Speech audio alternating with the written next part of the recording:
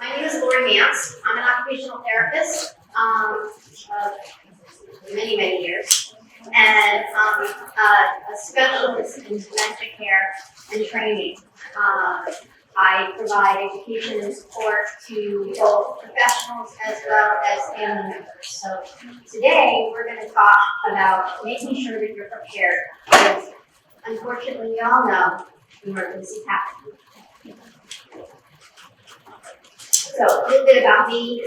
I already shared some of that with you. I passed out those little flyers. If there's anything that I can do to help you and your family, or any of the services that you receive, if you notice that those professionals could use some more training, send them my way. Commercial's over.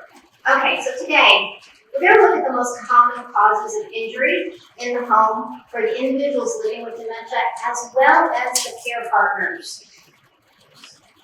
Statistics show that individuals that are care partners have a very high risk of injury and death due to caregiving and the stress that goes along with it. So taking care of yourself is absolutely crucial. So everything that I'm going to say today, please know applies to both you as well as your loved ones. I want you to know how to take action to minimize or prevent injuries and understand the progression of the sensory losses for the person living with dementia. That's what the PLWD stands for. And how that impacts function. As an occupational therapist, function is everything to us. We want to make sure that you can do what you want to do throughout your life, making adaptations as necessary. And how that impacts your function and how it affects your safety. And then I also want to demonstrate the importance of documentation. We always hear people talking about your powers of attorney for healthcare and for finances, but there's other documentation that you need to make sure is in place so that you can take care of yourself, you can get the care that you need, but also the care of your loved ones. Okay? So, came up with a little acronym, some of the things that we're going to cover. To be prepared, we need to look at person-centered. As you all know, and you've heard it 100 times already, once you've met one person with dementia, you've only met one. We're all different. Our backgrounds, our history, and our traumas. We need to keep all of that in mind whenever we're interacting with someone that's living with a cognitive impairment. Sensory changes.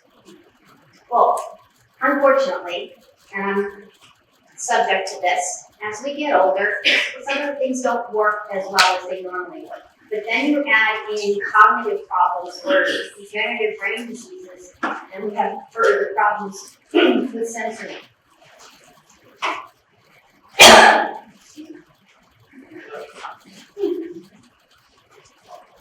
The environment. Where you are and how your environment is set up can make or break an individual's function. What is your purpose? What gives you purpose? What brings you joy? What are the things that you love to do? And how can we make sure that you can still do those well into the disease process? The bathroom. The number one location in the home where accidents happen. Your routine. It's crucial that we pay close attention to your routine.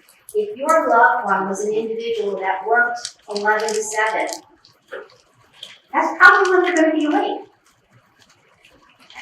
Or if they were a person that always showered at night, don't expect them to shower in the morning, because we want to play into muscle memory. Okay?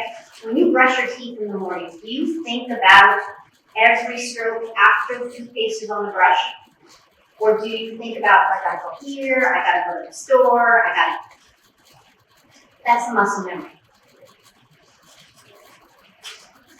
And wandering. 6 out of 10 individuals with dementia will wander. So we need to prepare for that. and then the documentation. So those are the topics that we're going to cover. So, what do I mean when I'm talking about person-centered? Well, we know that every person is different. Their likes, their dislikes, their fears, but also their traumas. If your loved one was sexually assaulted when they were younger, we need to pay close attention to that when we're providing personal care. I had a lovely lady that I worked with in one of the memory care communities that I worked with, who was a survivor of the Holocaust. We never said it was time for a shower. Okay, so sometimes it's just the words that we choose that can make the difference as to whether we're going to have a productive day or we're not. Okay? And history. What is their personal history? Where did they fall in the family? What was their social and their leisure work like? Leisure life like, and then absolutely work. I had another wonderful gentleman who owned his own insurance company. He was living in my assisted living, and when he was having a bad day, I walk up to Joe and say, Joe, they just raised my car insurance again. Can you write me up a new policy? And with the briefcase that he carried around like a purse, he'd go sit down and he'd write me up a new policy. And he'd calm right down. So tap into those ingrained passions and skills. Okay? And the daily routine, as I mentioned before. Always treating with dignity and respect and providing purposeful activity. But you know what? That purposeful activity may not be something that they've always done. It may be something brand new. Maybe a new art, or maybe a different kind of music, or maybe helping in the garden. It depends on your individual and what they might like to do. And choice. We always have to provide choice. Can you imagine waking up every morning and being told, this is what you're going to wear, this is what you're going to eat, this is where you're going to go? As an adult, we've created our own lives, so we need to provide all of that. And that will help reduce frustration, and it'll also improve your time to yourselves. Okay? And think about what brings them as well as you joy, and try to find a way to fit in. And we've already mentioned that. So, Maya Angelou said, I may forget what you say, but I'll never forget how you made me feel. And it's those emotions. The amygdala, which is part of the brain, is the last part of the brain to be affected by the neurocognitive disorders. So even though they may not be able to come up with the words or tell you what it was that you did before, they'll know how they feel. And a lot of times, the behaviors that people talk about is really an expression of an unmet need. Okay, so it's important that we look at communication and how we help them. So, how does dementia affect safety?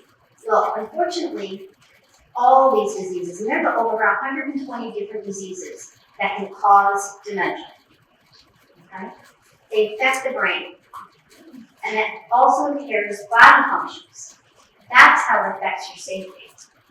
Depending on the stage of the disease, they can include your judgment, forgetting how to use appliances, maybe not turning off the stove,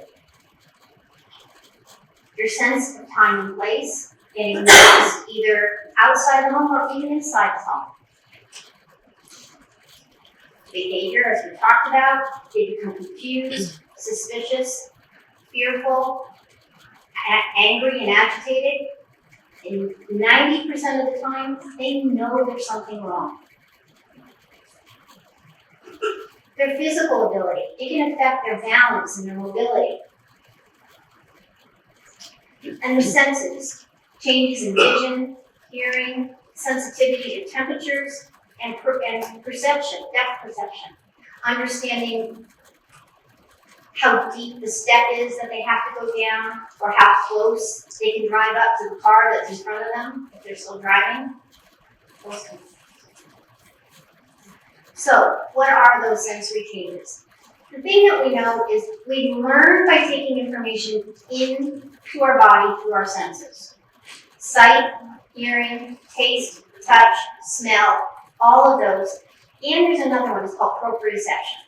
That's the information that we get from our muscles, our joints, and our vestibular system that helps with our balance. If that information can't get into the brain, like with eyesight problems or hearing problems, or the brain can't process it, then we can't act the way we should in order to keep ourselves safe. Okay? So, yes, unfortunately, as we age and other diseases, that can affect how we receive that information and process it. I'm going to give you an example of one right now. I'm going to give you 3 facts about me, and I want you to repeat them back to me. But I want you to plug your ears. Go ahead.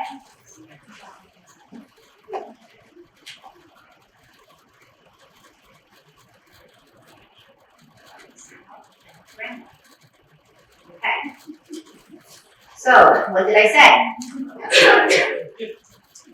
So, if you go to the doctors and the doctor says, come back in a week, I want to go over your blood work, and you don't make it to the appointment, was it because you forgot it or that you didn't hear it? If you can't get the information in, you can't retain it. Okay? So that's one thing that we have to make sure that we're always addressing. So you mentioned depth perception, macular degeneration, cataracts, all of that's going to affect your vision and affect how you get around in the community. For those of you that haven't noticed, I've been bumping into people because I'm legally blind. I have no vision in my left eye. So I bump into people that are all on this side of me. So if you have somebody, and it's typical for someone with advanced dementia for their vision to be narrowed down, where they lose their peripheral vision. Thank you. So coming in from the side could startle them. So making sure that you're always approaching from the front so they can see you. We already talked about hearing loss. Tactile processes. Temperature differences, knowing if something's hot. Taste and smell. God forbid somebody leave the gas on the stove and they can't smell it. Okay? And where your body is in space. I hate this floor because of my visual problems, but those strong lines look like they could be steps. Okay? So how do we accommodate these changes and the risks? Well, familiarity and routine. Really important. Keep your pathways clear, watch your clutter, and keep your surfaces level and dry and non-slip. So next time you go home or as you're going home, pay close attention to your sidewalk when you walk into your house. Are there cracks and things that are uneven? Well, if you have depth perception problem, you may not see that, and it increases your risks for trips and falls. Lighting. Lighting is absolutely crucial. We have to reduce the glare, shadows, particularly for somebody for more moderate to advanced stages of dementia. Those shadows may be perceived as a person. Okay? And use those night lights. And there's some night lights out there that are motion sensitive, that are battery operated, so you can put them in hallways where there's no plugs, or on the stairway.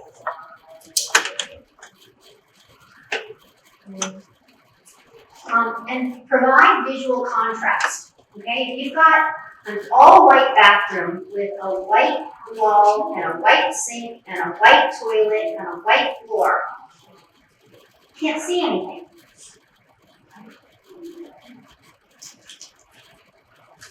And then reduce the noise. Unfortunately, also, it's hard to differentiate when there's a lot of noise around you. So you've got TV going and maybe the radio in the kitchen, and you're trying to give directions, and it's like overwhelming.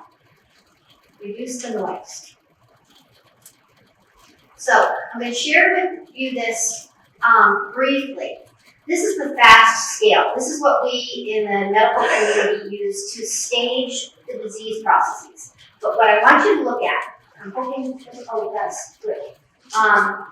For somebody with mild dementia, we're talking really early in the stage where their ADLs are just becoming affected, they may just be having difficulty with paying bills. I want you to look at the mental age. The mental age of a person at this level is 8 to 12 years of age. Okay? When do we allow people to start driving? So then if we have somebody in a more moderate stage of dementia, age level is between the ages of 5 to 7. Would you leave that person alone at home? Okay, so this is brain function. I am not in any way saying that our loved ones are acting like children. It's how the brain is able to function. Okay? So I personally don't like the 7-stage model because it's a little too complex. I like to use the early, mid, and late stage models when we're talking about it. But your mid stage actually goes right down to ages 3 and 4. Okay? So keep that in mind when you're thinking about safety. Would you allow them to cook? Would you allow them to be out walking alone? Okay? Down at the bottom, is that 12 months? Yes, it is. So, when we're looking at our environment, what do we want to do? Well, an unsafe environment can lead to injury, acquired disability, meaning that a person is unable to complete the tasks that they normally could because there's too much stuff going on around them, like I said about the noise. Okay? Confusion, loss of function, and dependency. They become more dependent on you. And what we want to do is take things off your plate so that you can take care of yourself. Okay? So, which of these would you prefer? This kitchen? Or that kitchen? Okay? This living room? Or that living room? Take a look at the trip hazards. Take a look at the overstimulation. Take a look at all the different things that could confuse an individual that can't make sense of their environment. Okay? Love this one. That bathroom or that bathroom? All right, so the Alzheimer's Association has out at their table this checklist. It doesn't look like that, but it is the home safety checklist. Please be sure to pick that up, and if you don't pick it up, you can print it off the website. Make sure you go through it. I'm not going to go through every line, but go through it. Okay? It's very in-depth, but when you think about home safety, do you think about your garage or your basement? Okay. So how do we make a home more safe and productive for both the person living with dementia and the care partner? Always, always safety first. So everybody's heard everything about smoking and carbon monoxide detectors. Make sure you stay up on those. But there's a lot more that we can do. Always looking at productivity and independence. And sometimes we have to adapt the way we do things to make sure somebody's independent. But sometimes changing the way we do something makes it worse. An example, I had a family that decided to bring in the new pump foam soap. Well, their loved one thought that was lotion, so they would rub it in. And I said to them, just hand them the bar of soap. The person was able to wash their hands independently. Okay? So familiar and routine, and always providing joy and purpose. So, let's go back to that kitchen, all right? What are some of the things that you see there? And I want you to answer. What are some of the things that you see that raise red flags? Chairs in the way. Chairs in the way. Trip hazard. Cleaning products. I'm sorry? Cleaning products. Cleaning products are out on the countertop. Absolutely. I had a gentleman drink a glass full of laundry detergent. Their sense of smell didn't work, so when they brought it to their nose, they didn't realize it. Also had a lady eat an entire container of Enzema. Okay? Be careful with those products. What else do you see? Food all over the place. On the stove. Yeah. Pots on the stove. What about over here? Scissors, some sharps. I see body lotion. And talk about clutter. Okay? So, what about this? Free walkways. Oh, you know what I didn't show you either? Okay. There's a scatter rug down here on the floor. Okay? And there's lots of things up on this top shelf here. Somebody might want to pull that chair over and all of a sudden decide they needed a basket. So they might climb. Okay?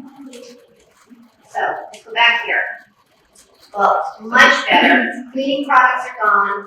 The pot's still on the stove, so maybe they're cooking dinner. Gas stove. It's a gas stove. Let's get some safety handles on those. Absolutely. I like the fact that there's actually a safety handle on this door, whether that goes to a basement stair. Okay? But I'm going to add something. Why does that make it more independent? They can get a snack. They can get their own snack. Absolutely.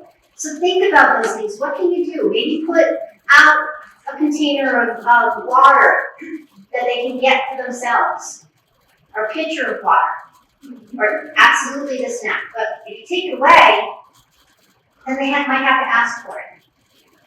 It relies more time on you. Okay? So, the number one cause of injury, you may have heard this already today, is falls. Statistics are showing that for people over the age of 65, 1 in 3 will fall every year. That says to me that about 10 to 15 of us in this room right now. Okay? And for those over 80, 1 in 2. But if you fall, you have a 66% chance of falling again within 6 months. And this is not only for the individual living with dementia, but also for you. Yes? Why is that? There's a variety of different things. First of all, we're much more sedentary than we used to be, particularly after COVID. When you're looking at floor surfaces and scatter rugs and we're not getting the exercise that we need, for sure. But as you get older, you get weaker, but you also have changes in your own perception. So, going downstairs, these are the statistics. Falls within 6 months. Do you think at the first fall you would walk cautious so they change things around? So why do you fall there? You could be more cautious, or maybe that you didn't get the strengthening and the endurance work that you needed to get done. Plus, if you have other medical conditions like diabetes and neuropathies or cardiac or respiratory problems, so you have to take all of that into effect. Okay? And unfortunately, falls cause death. And we know that that's actually increasing dramatically. So why? We see gait changes, You see visual changes, weakness, disorientation, and then number one, medications. If you think about the medications that might make you sleepy, or lightheaded, or you've been upped in a dosage and you haven't developed a tolerance for it yet, all of those things can affect your mobility. In Rhode Island, these are Rhode Island specific, and not just due to dementia, okay? According to the CDC, in 2021, nationally, there were 78 falls for every 100,000 people, okay? In Rhode Island, there were 121. So that means in Rhode Island, 1,215 individuals fell in 2021. Rhode Island also has the highest amount of people per capita over 80 of any state. You're absolutely right. Rhode Island has the highest. It does. It does. Rhode Island per capita has the highest number of people over the age of 80. Yes.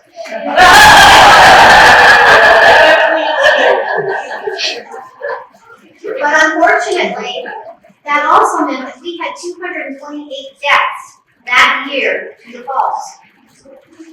Yes. That one?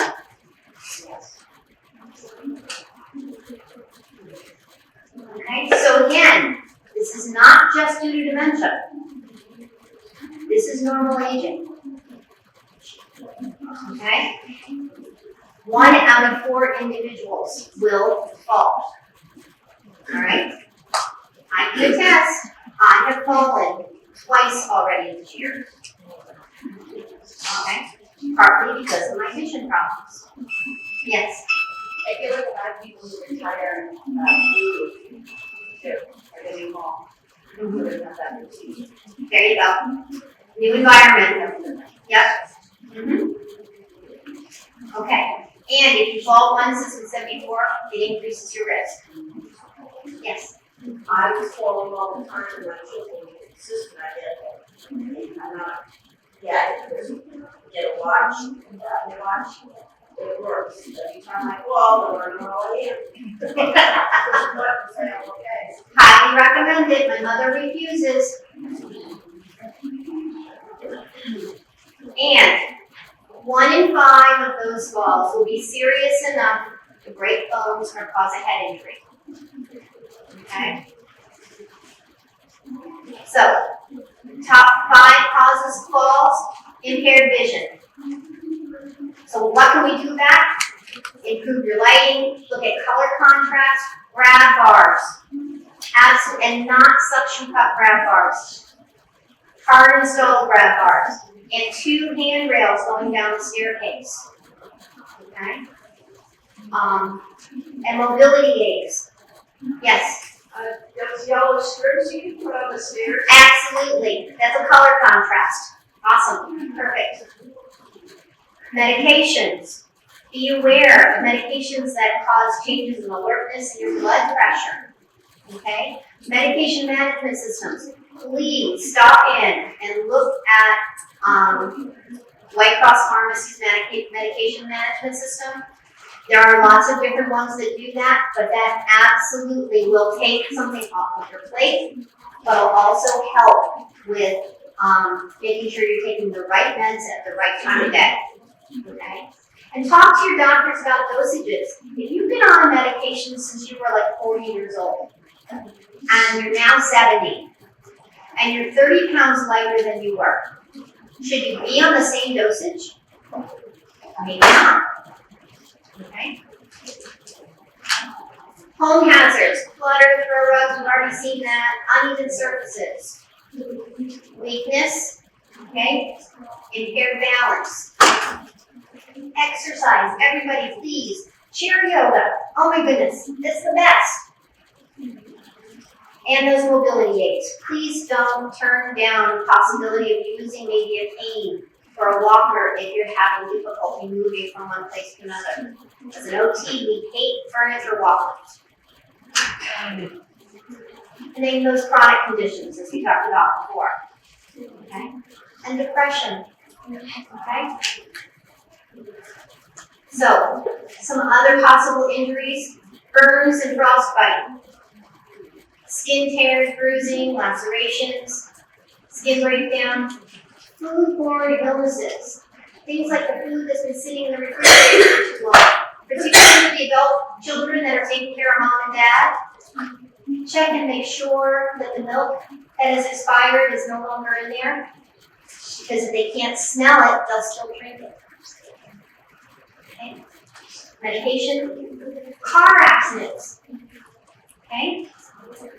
What would happen if you were in a car accident, you were driving, but you were unconscious and your loved one was not? What would happen?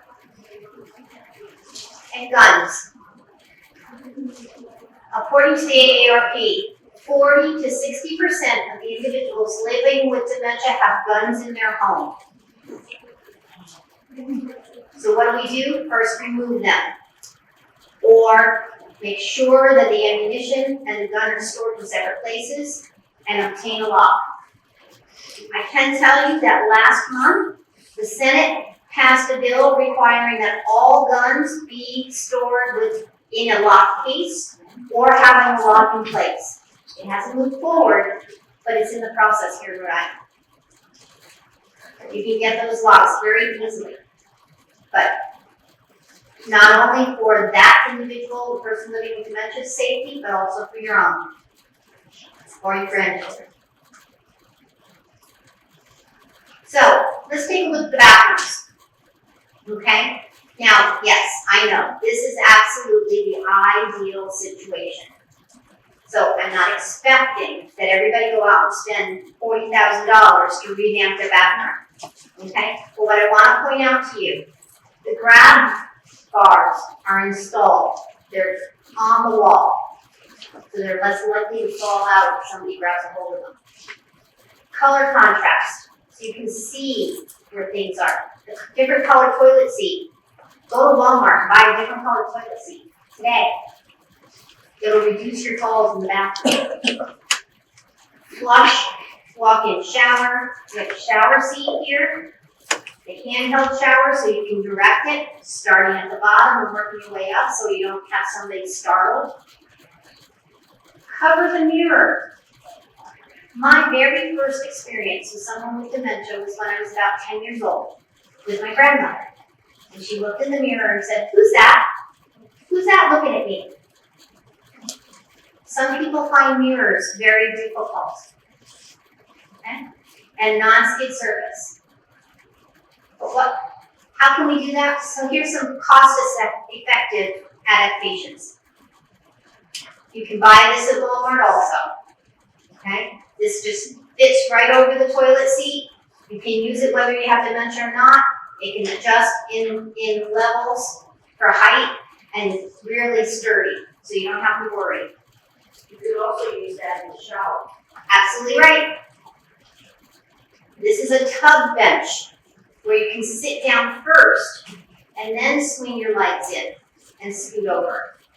So you don't have to climb over the side of the tub. Here's a picture of some installed handrails and that colored toilet seat. Here's a handrail that can grip on the side of the tub. Really sturdy. But there's also the option of having the tub cut out.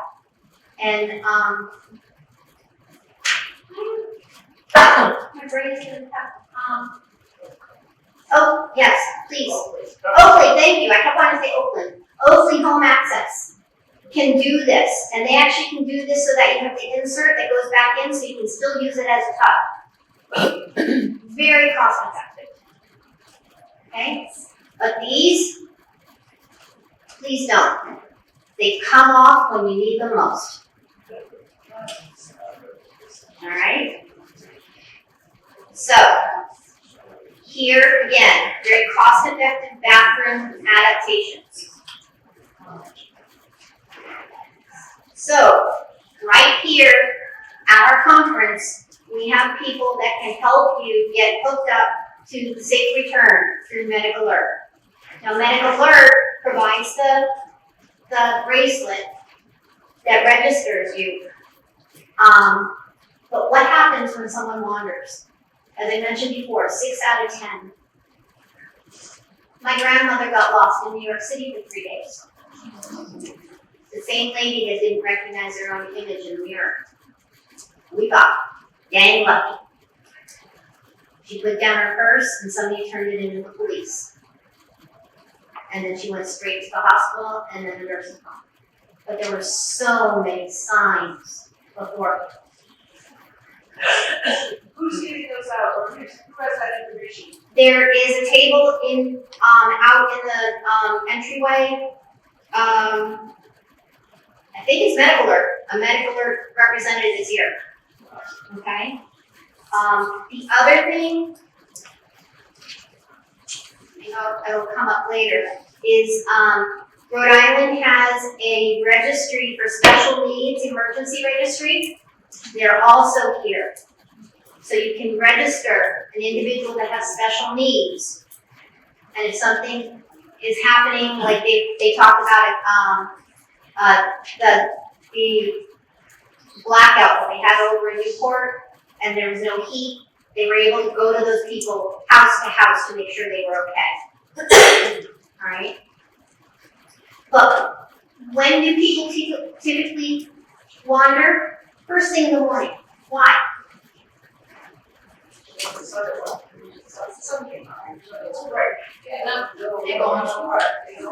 Could be. It's also when they have the most energy. Okay? Or when they typically are sundowning. And I have a whole speech I can give about sundown. So know their routine. Know where they tend to go. If they're still driving and carrying a smartphone, make sure you activate the GPS. Share your position. Okay? If they're unsafe to drive, remove access and get them tested. Johnson & Wales University has a doctorate of OT program, and they actually can do a simulation driving. So if you can't get that person to really believe that they have a problem, you can take them in and have them tested. Okay? Some of the red flags. If they become confused with time and place, they're unable to retrace their steps, even in their home. Okay? They get disoriented in familiar settings. Unexplained bumps and scratches on a car. Getting angry or frustrated when they're driving. These are all red flags as to when somebody should not be driving. So have the conversation early. Currently in Rhode Island, we do not have any laws that pertain to people with dementia and driving. The laws are generalized for medical conditions. So if you feel that person is unsafe, you can anonymously report it, and they could possibly come in and do an assessment to determine that or revoke their privileges. It's recommended that when you know that a person has dementia, that you report that to your insurance company, because they may deny coverage, but I'd rather they deny it before an accident happens and then they decide not to cover the accident. So, know that when someone's wandering, it's not intentional and it's not purposeful. They've just lost the ability to do a cognitive mapping. So, if you put your glasses down somewhere and then you're looking around, where did I put my glasses? Well, if they're not on the top of your head, which is where have you ever looked for them when you're on the top of your head? Absolutely. You can't retrace those steps. So what do? Implement safety measures first. Door chimes and locks. There's some great things available really inexpensively on Amazon and in other locations where the door becomes ajar and you hear it ding dong, or locks. My recommendation have one pair of shoes that that person wears. Get rid of all the other shoes and make a photograph of the tread on their shoe. Because if they walk away and you can't find them and you have to call 911, you can show them the tread and they can be looking for that. Okay? I love this device. It's called Smart Sole. It's a GPS activated sole that goes in the shoe. And yes, they're about $300 and there is a monthly fee for the service, but if somebody walks away from home, you can go right on the app and you can see where they are. Love them. And so where you can get them is at MediCalert, or MetaAlert.com. The special registries, and check with your local police. Some of our local police actually have a system where they will file a picture of your loved one, and if you call them and say, I can't find them, they know who they're looking for. Never leave them alone, including in your own car. What happened with my grandmother? My grandfather took her into New York City, said, wait here, I'm going to get the bus tickets. Ever heard of shadowing? Where somebody follows you? But she got disconnected from him. And she walked outside the building looking for him. And she walked. So don't leave them alone in the car. They're going to try and come and find you. And get a map. Look on Google Maps and look at 1 to 2 miles around your home so that you know what's in the area. I have no idea why, nobody can tell me, but for some reason, when individuals with dementia wander, they tend to go towards water. So look at what water sources are in your neighborhood. And then I said socks. The other thing you can do is have somebody wear the same pair of socks for a couple of days, and then put them in a Ziploc baggie, and put them in a safe place. If you have to call the police and they bring in the dogs, you've got a good smell for them to trace. Okay? So, prepare for the worst, but hope for the best. Our door alerts, do not put a deadbolt inside your door that requires a key. If there's an emergency, then you have to find a key to get out the door. Deadbolts are fine, but not only ones with keys. And create an emergency response kit. Okay, so you've got that picture. This is a picture above my home. This is where I live.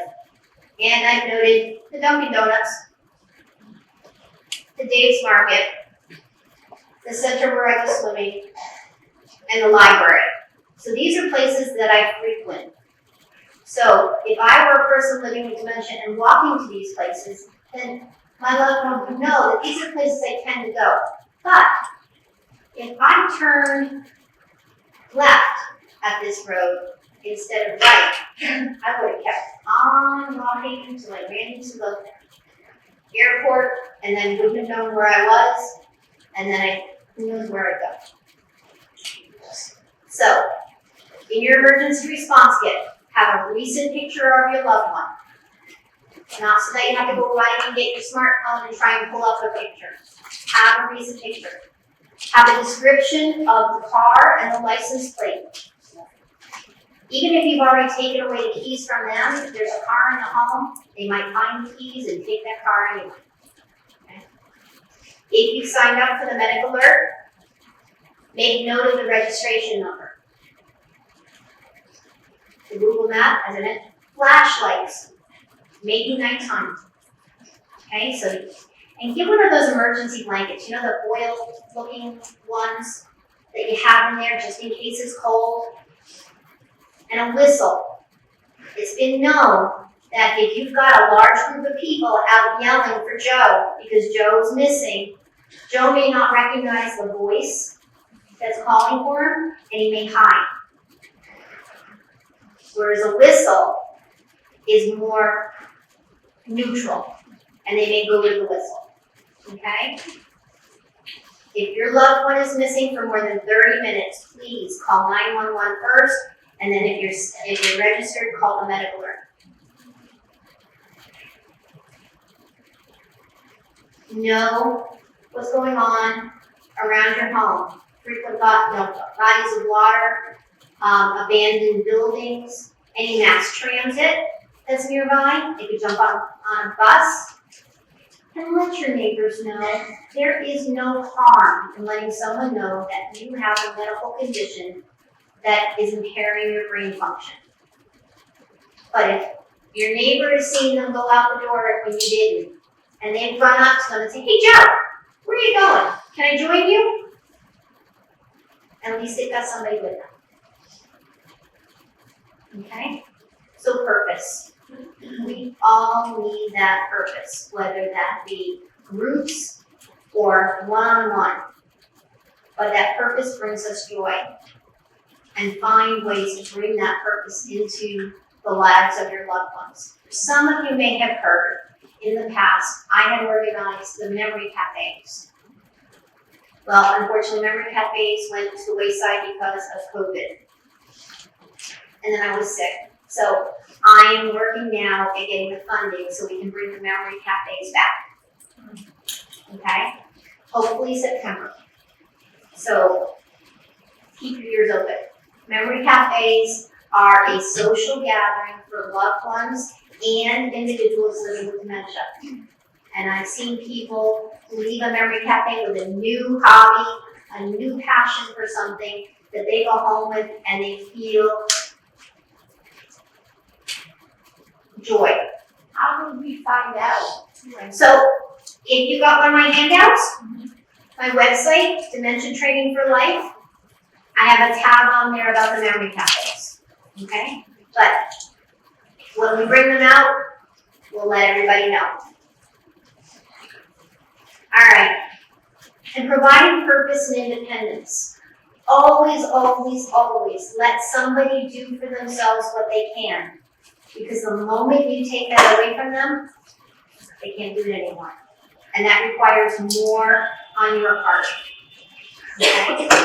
Allow them choice. Try old tasks that brought them joy, but try new ones. I had a lady at the memory cafe that had never, ever, ever picked up a paintbrush. And we were painting. Well, by the time she was done, she had painted 2 paintings. And she held them up and said, "I've got 2 paintings." And then I heard from the family that she paints every day.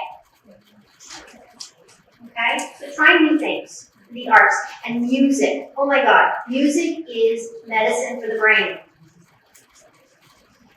Use headsets. Gets rid of all the other stimuli around. Okay? And routines. Know your routine. It provides for independence, a sense of accomplishment, choice, and control, and it minimizes frustration. Your loved ones know that they can't do what they used to be able to do, and it brings them frustration. But consider what they used to do in the past. And documentation. So, we've talked about legal. This document called the 5 Wishes, you can get this online. I implore all of you to do one for yourself. Because if something happens to you, other people need to know what your wishes are. Okay? Talk about wills and trusts, financial power of attorney, living wills, financial health, power of attorney. But, and no, I don't. The Vial of Life, you can look it up online, vialoflife.com. Please fill this out for both you and your loved one. These are your wishes, your medications, things that you can do, things that you can't do. Put them in a plastic bag, and when you send out for the kit, they have the Red Cross sign that you put on the bag, and when you put it on your refrigerator, if people from EMT have to come into your home, they'll look for it. Yes. Is that held up legally?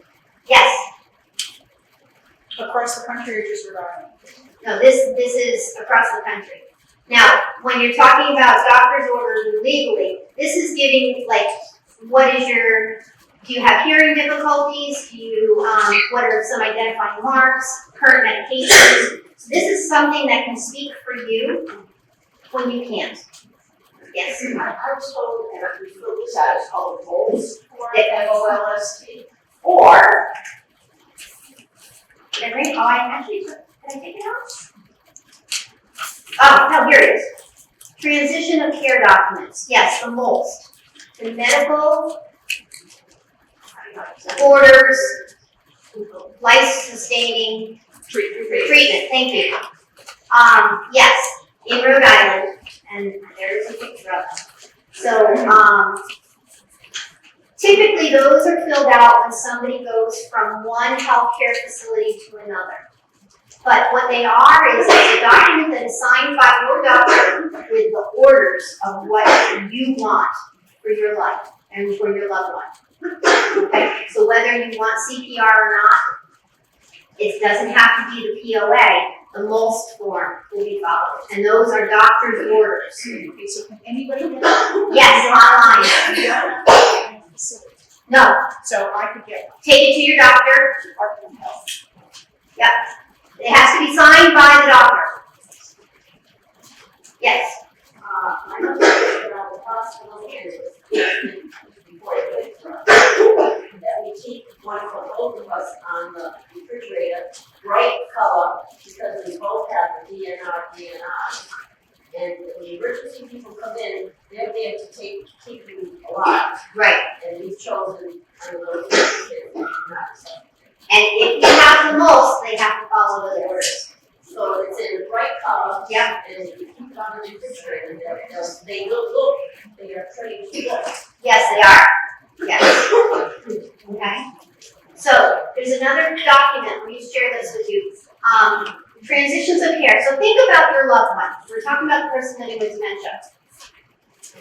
When they go to a different place, do they lose some of their skills, or do they become confused, or is it more difficult for them? Well, yeah. So what they're capable of doing at home should be considered their baseline. So if you take them into the emergency room, they need to understand what they were capable of doing before that emergency. Okay? So there is a form, I'll show you a picture of it. On that baseline, share in there, what do they prefer to be called? What is their ambulation status? Are they independent, able to walk, or do they need assistance? What medications do they take, and how do they prefer to take them?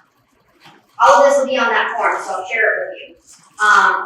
What do they like to talk about that's comforting? And what do they not like to talk about that is difficult, or traumas, like I mentioned, the showers? What are their toileting needs? Are they continent or are they incontinent? What are their mealtime preferences? Where is home? Is it in an apartment? Is it in a nursing home? Where is it? Who can speak for me and absolutely date it? Okay? Because the date that you fill it out today might be very different from 6 months from now. And the form, and what we will have this available for you to download. This was developed by Lowell General Hospital, and it's called Tips for Caring for Me. So include this in that little packet that I told you to put on the refrigerator, with the